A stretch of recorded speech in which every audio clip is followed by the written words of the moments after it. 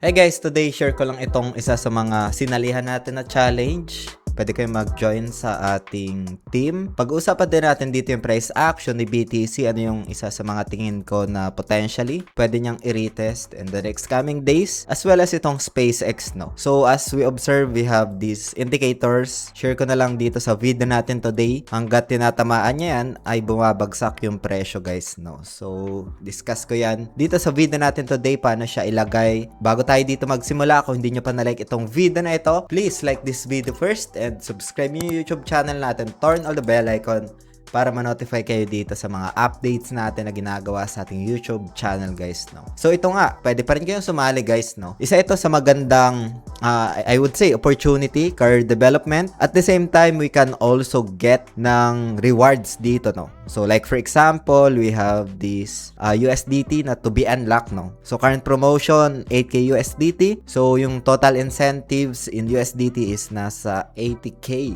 USDT guys, no? So you can just join dito. Yung pinaka-official link guys, lalagay ko na lang sa description ng video na to if you are interested for the UAX Futures League, no? So road to UEX Global Alpha Tournament, no? So you can explore this one. Pwede kayo mag-join sa ating Discord if you want to check ng mga updates, discussions, live Q&A. Pwede nyo akong i-DM. So lahat ng mga official links lalagay ko na lang sa description ng video na to guys, no? So pwede nyong puntahan dito. Cellphone pwede ditong gamitin guys, no? So I'm just sharing this campaign lang as well as this nice opportunity, especially kapag gusto mo magkaroon ng challenge for yourself and yung USDT na magiging rewards, no? So meron ditong pinaka individual competition. Itong option na to, you can explore this one if you're interested, no? So ngayon check natin yung price action with the BTC, no? So may mga nagtatanong sa atin nito. Again guys, this video is just for ideas lang, an update, and doesn't qualify as an investment or financial advice, no? Hope you get some insights, updates, ano yung mga nangyayari in crypto space, as well as kung ano yung opinion ko sa current price action nitong si BTC guys, no? So yeah, let's check this price action on one day, no? On daily time frame. So the price action for BTC, new lows na ito I would consider guys, no? Itong area na to, ayan, 50, if I'm not mistaken. So we have this retest around this area, 59,200, no? So yan yung recent lows for the price action ni BTC. Pero sa daily guys, since we observe a nice bounce dito, as well as this crossover ng MACD, we observe that ito. So this is nice crossover guys. I'm just waiting for a, I would say, retest sa price action within 62,200, itong zone na to. And then after that, if ever na i-respect niyan, I'm observing dito ng retest as well sa 50 EMA, no? Itong kulay puti na linya na to. 69,800 to 70k territory. So ito pala guys, you can add this one. Itong may lalabas naman dyan na indicators, no? So once na na-select nyo yan, search nyo lang dito EMA. Ayan, EMA, lalabas na itong moving average exponential, and then mapupunta siya dito, no, sa gilid. So meron pa dito mga moving average. You can just, like for example, may moving average dyan. Ayan, may mga guhit na yan. Pwede nyong tanggalin guys, no? May delete naman dito. And then settings mo lang yung EMA na na-add mo, inputs. So naka 50 ako dito, and then kulay puti, and then kinapalan ko lang, no?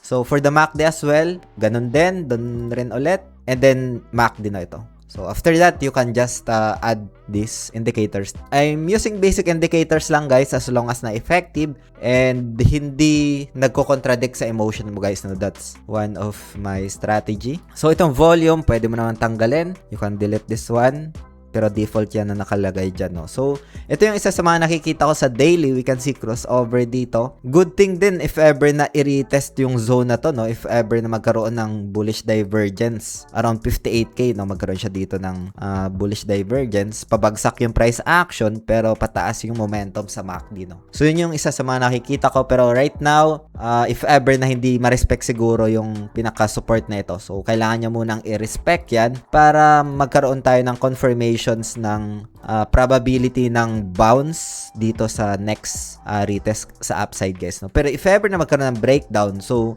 okay lang din. Dito yung isa sa mga tinitingnan ko for a nice divergence around 57,800 to 58k territory guys, no? So yan yung isa sa mga idea natin for the price action nitong BTC. We're on the neutral zone. Hopefully, ma-hold niya to and potentially bounce around this area. Retest niya tong zone na to, no? If ever na magkaroon ng breakout, I'm anticipating for a next retest dito within this zone for a nice divergence.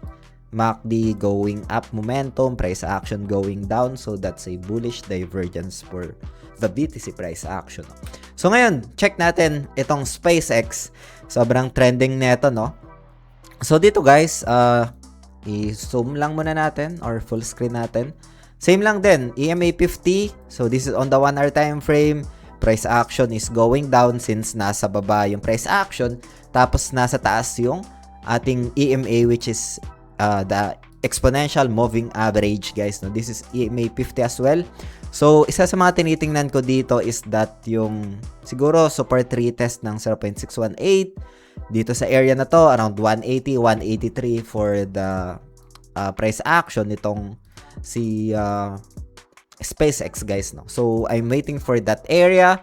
Hopefully, ma-hold niya yan kasi kapag hindi, ito yung next support area niya sa baba, 158 territory, guys. No? So, right now, this is on a waiting game as well for the SpaceX.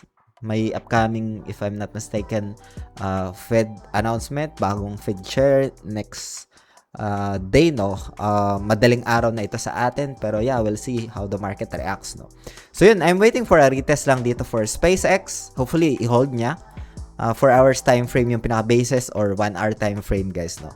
Mas okay if ever na ma-respect sa 4 hours time frame, magkaroon siya ng quick bounce and maka-recover yung price action. But then again, sa 1 hour time frame, kailangan mo na niyang basagin yung EMA, mag-above EMA yung price action para pwede niya ulit balikan yung zone ng resistance, guys, no? Again, itong SpaceX is highly volatile. Anytime pwede siyang magkaroon ng retracement, magbenta yung mga nakabili during early rounds ng funding, like during seed fund, yung mga investors, no? And pwede rin itong magkaroon ng pag-akyat, sobrang pag-akyat ng presyo, just like what happened for the first few days ng IPO, post-IPO, dahil wala pang pinaka-circulation na malaki pero sobrang taas ng valuation. So, yun yung isa sa mga factors why the price action moves to the upside after the post-IPO, no? But right now, I'm waiting for a retest dito sa price action tong si SpaceX, no? So, yun. Hopefully, you get some insights, ideas today. Feel free to join dito sa UEX Futures League, Crypto Stage Road to UEX Global Alpha Tournament na ongoing na yung event na ito for self-development. I'm also trading for my ranks, no? So, yeah, that's it for today, guys. If you find this video interesting, maraming salamat ulit sa panunood. Like this video, guys. Peace out. Bye for now.